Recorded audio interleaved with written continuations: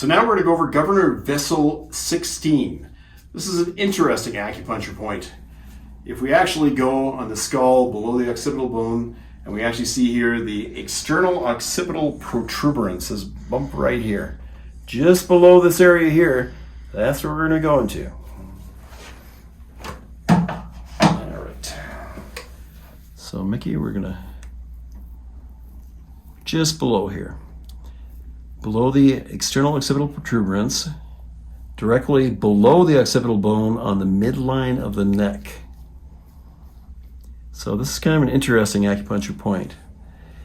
It has a significant effect on calming the mind, and in traditional Chinese medicine, benefiting the brain. And so it's kind of interesting how they use this to get people to relax. If we're thinking about musculoskeletal conditions, this would be used for neck stiffness, headaches, and pain in the upper cervical region. How's that feel right there, Mickey? That's nice. Not too painful. What if we're doing it correctly?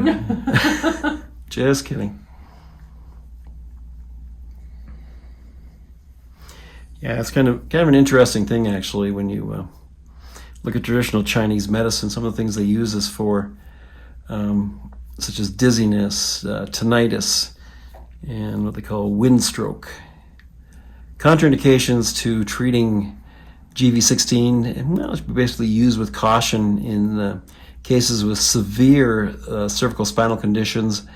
And if you're doing acupuncture instead of acupressure, you want to make sure that you avoid deep needling in this particular area for obvious reasons. This point is also contraindicated in infants or those with increased intracranial pressure. So while we're on the topic of wind stroke, it's kind of an interesting term in traditional Chinese medicine. It basically describes a sudden loss of neurological function due to an obstruction or rupture in a blood vessel in the brain, leading to symptoms such as paralysis, loss of consciousness. So basically what they're talking about is very similar to a stroke. In Western medicine, this would be either a ischemic stroke or hemorrhagic stroke. So I always like to explain some of these things because sometimes we'll hear terms in traditional Chinese medicine and we'll think that is so different from Western medicine, but it really is a matter of semantics. One of the main things is in traditional Chinese medicine is that TCM focuses on restoring balance, clearing obstructions, and supporting recovery through a wide variety of different modalities, part of it being acupuncture, acupressure, herbal medicine, or other holistic approaches. So this is a pretty powerful point.